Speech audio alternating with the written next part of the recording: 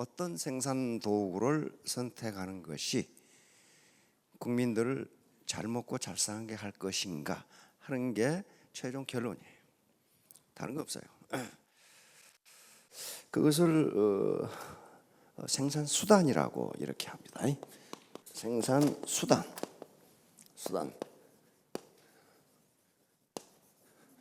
그러니까 경제 체제라고 하는 것도 그 생산 수단이거든요. 어떤 체제를 그 지도자가 정치 지도자든 어떤 리더든 어떤 체제를 선택할 것이냐 하는 문제도 어떤 생산 수단을 선택할 것이냐 하는 문제하고 직결됩니다. 자, 그러면 이 도구, 생산 수단인데요. 봅시다. 내 생활이 현재 개선되지 않고 있다면은, 소득이 오르지 않고 있다면은 과연 내가 선택한 도구가 생산적인지 생산성이 높은지 낮은지를 생각해 봐야 된다고요. 자, 예를 들어 봅시다. 지금 이 아리따운 숙녀분께서 이사를 하시려고 그래. 리아카로 하시겠어요? 택배차로 하시겠어요? 리아카, 택배차, 뭡니까? 자원입니다. 그 생산 수단이에요. 운송 서비스를 생산하는 생산 수단이라고요. 그런데 리아카에 싣고 가면, 냉장고 하나 싣고 가면 딱이죠? 안 돼요. 그러면 그 생산 수단과 뭐가 결합하는 거예요 지금? 노동이 결합한다고요. 노동이 결합해.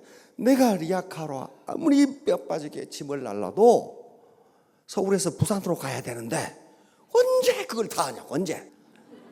지금 세탁을 해야 되는데 세탁기로 하시겠어요? 빨래판으로 하시겠어요? 빨래판도 생산 수단이고 생산 도구고 세탁기도 생산 도구예요. 근데 빨래판으로 세탁 못 합니까? 할 수 있어요. 할 수 있으나 노력이 너무 많이 들어가. 그런데 생산성은 적어. 세탁기로 하면은 세탁 양도 많고 편하고 보너스로 연속극까지 볼 수 있어. 그렇잖아요. 시간과 노력의 전략을 가져와요. 그게 생산수단이에요. 생산 도구라고요. 그러면 애터미 사업을 선택하셨으면 이 애터미라는 생산 도구 또는 생산 수단이 과연 나에게 높은 소득을 가져다 줄 것인지 여부를 따져보셔야 돼. 그래서 이 시간에는 객관적 조건이 무엇인가 하는 것을 말씀드리려고 그래. 이 주관적 조건은 여기 포함된 게 아닙니다. 주관적 조건은 객관적으로 보면 그렇지 않을 수도 있어요. 객관적으로 어떤 조건들이 있는가, 이것도 따져보셔야 된다고요. 최종적 판단은 누가 해요? 내가 하는 겁니다. 내가 하는 거예요. 자, 한번 보도록 합시다. 자, 이 사업에서 성공의 개념은 안정적인 고소득이에요. 이게 성공의 이 절대적인 정의다 그런 건 아닙니다. 애터미 사업에서 그렇단 말이에요. 그럼 그러려면 자본 축적이 되어야 되고 태도 마음가짐이 가장 중요합니다. 자, 다음. 자, 그래서 이게 이제 객관적 조건이에요. 성공할 수밖에 없는 객관적 조건.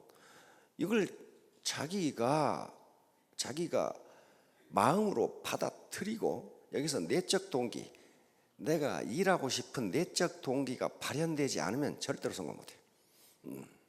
절대로. 첫째는 뭐가 없다고 그랬어요? 매몰병이 없다. 이 9가지입니다. 대중명품이다. 이렇게 쑥 있어요. 그럼 하나하나 보도록 합시다. 이게 무슨 말인지. 첫째는 매몰병이라는 것은 내가 그 일을 그만두었을 때 해소할 수 없는 비용을 말해요. 자, 치킨 프랜차이즈를 했다고 합시다. 그럼 프랜차이즈 아무나 해줍니까? 프랜차이즈 해보신 분 안 계시나요? 그 프랜차이즈 가입 비용 있어요? 그렇죠? 아무나 해주는 거 아니에요. 그다음에 프랜차이즈 계약이 됐다. 하청 기업으로 됐다. 그럼 뭐부터 달아야 돼? 간판부터 달아야 돼. 영자 치킨 그렇게 탁 달아. 그다음에 그것만 달면 돼요? 식탁, 탁자, 냉장고, 선풍기, 에어컨 다 달아야 돼. 그렇죠? 그래서 그거 얼마나 드냐고 물어봤더니 아무리 촌스럽게 해도 5천만 원 든대요. 인테리어까지. 그리고 많이 제법 괜찮게 하려면 2억 정도 든대요. 인테리어 비용 뭐 온갖 것도 다 사고.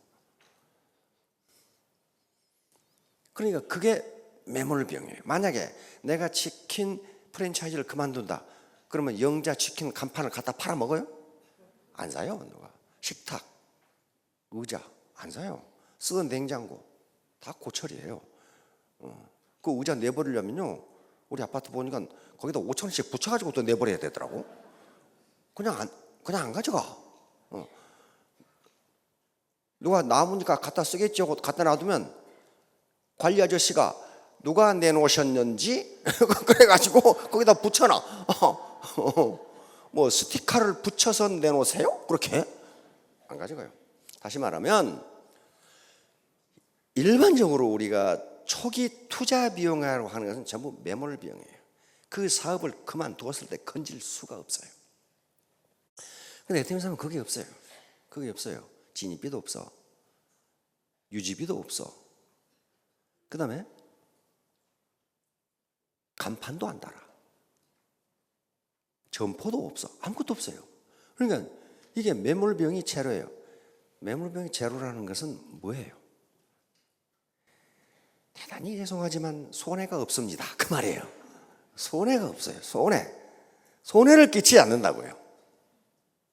자, 그 다음에 두 번째, 대중명품. 이거 굉장히 중요합니다. 대중명품이다. 대중이라는 말과 명품이라는 말은 사실 자체 모순이에요. 대중적인 것은 명품이 아닙니다. 명품은 대중적인 것이 아니에요. 그런데 터미는 이 두 개의 단어를 합성하는 데 성공했다. 그런 말이에요.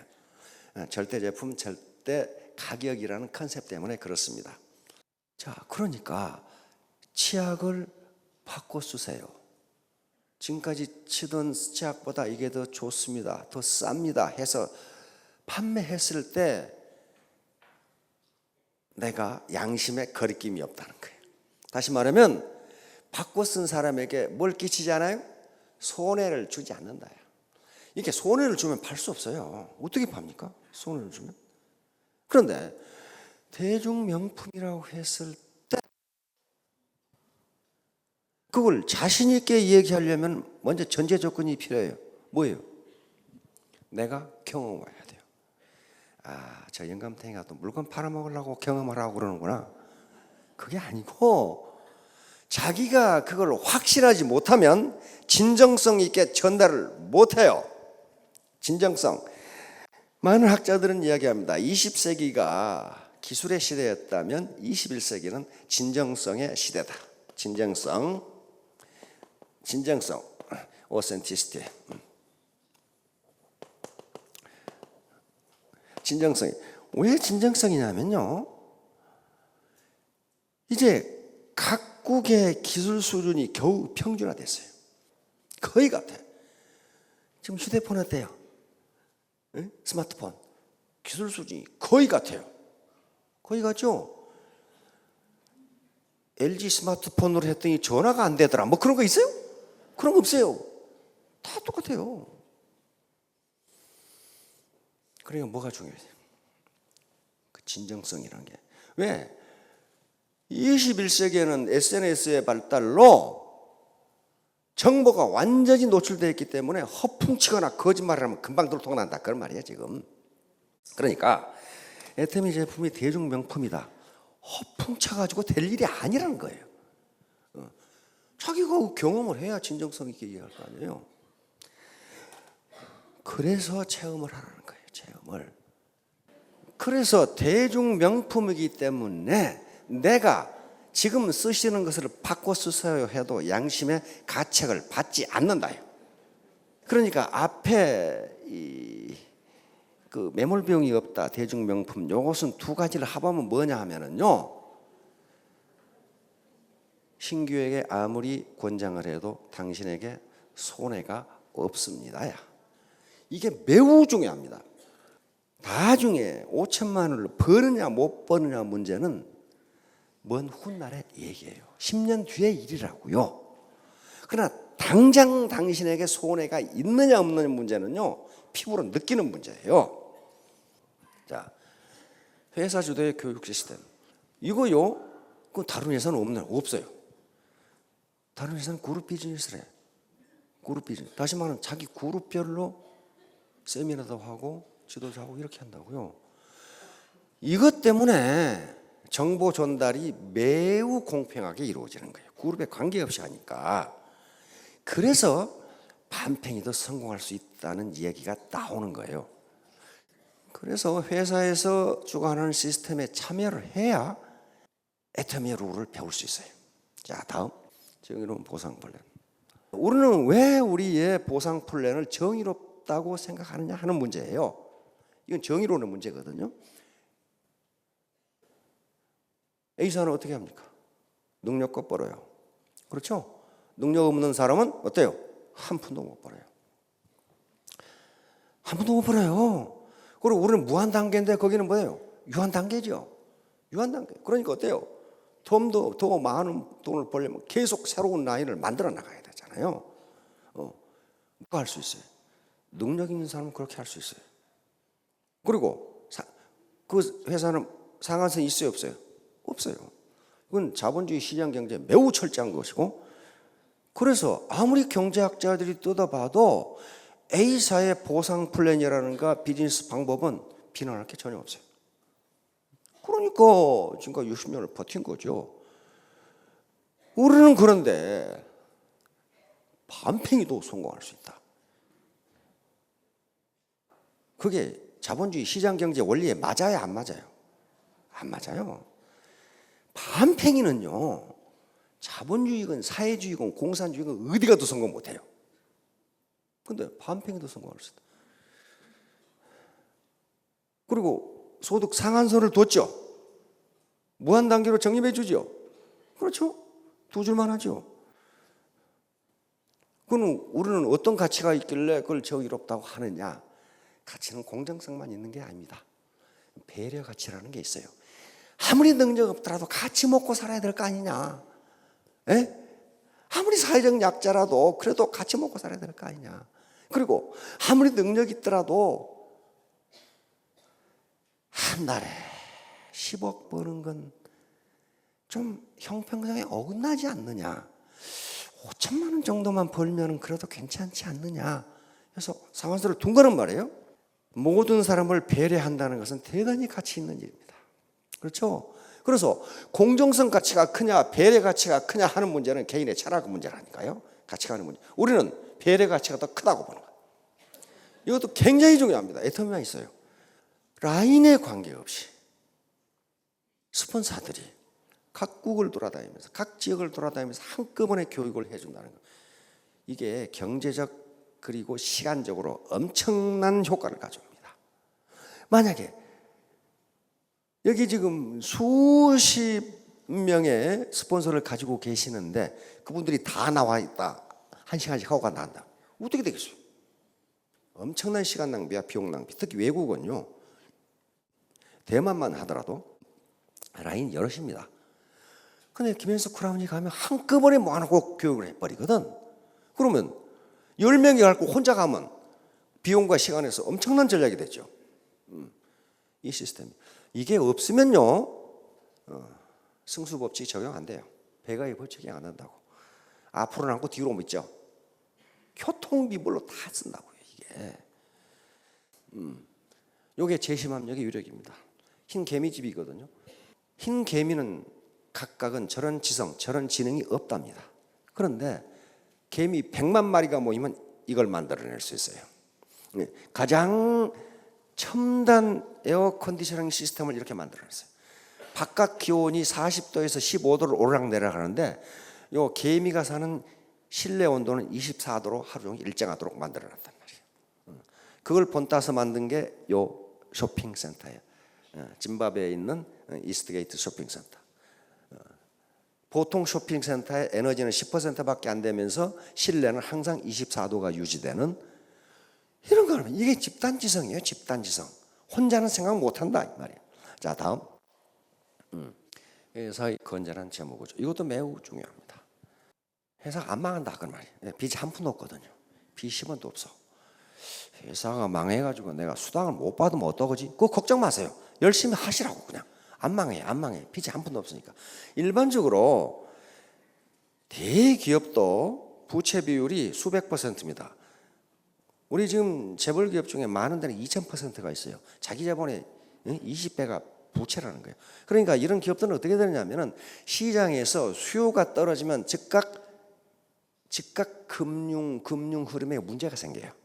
30% 이상 매출이 떨어져 버리면 금융위기에 부딪힌다고요.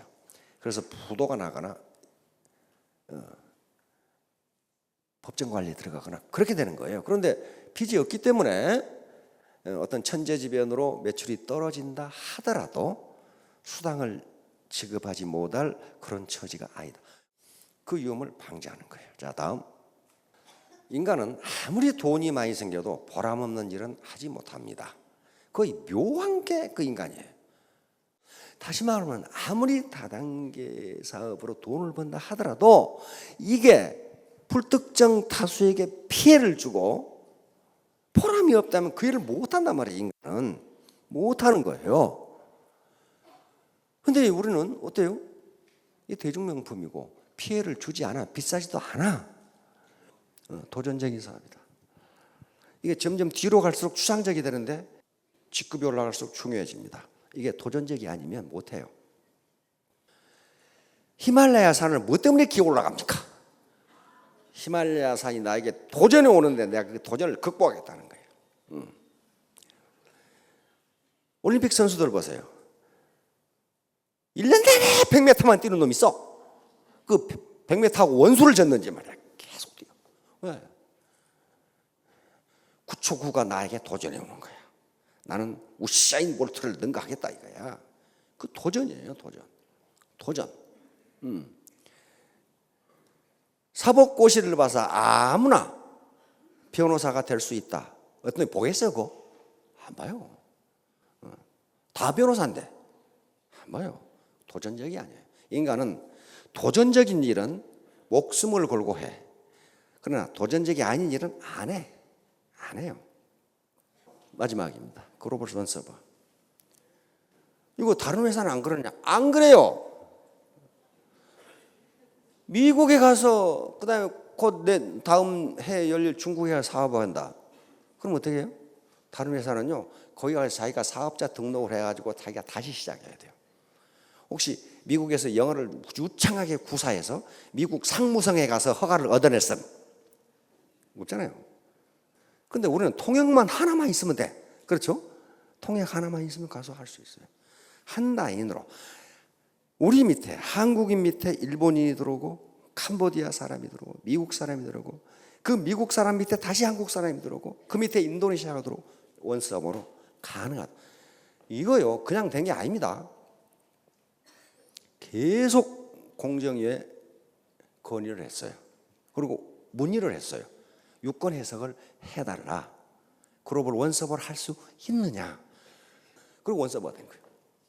그러니까 무슨 말이에요? 이 말은 시장을 글로벌 차원에서 확대할 수 있다. 이게 결론입니다. 자, 이렇게 하려면 세 가지 공부를 하셔야 돼. 머리 공부, 마음 공부, 몸 공부. 그래서 자기 인격을 수양하면 돈이 귀찮게 들어와도 현재 일을 계속하는 사람은 더 행복해진다 그랬어요. 왜? 그게 보람이 사는 거잖아요. 자, 3년 후, 5년 후에 전부 로얄 마스터, 크라운 마스터 되시기 바랍니다. 예, 감사합니다.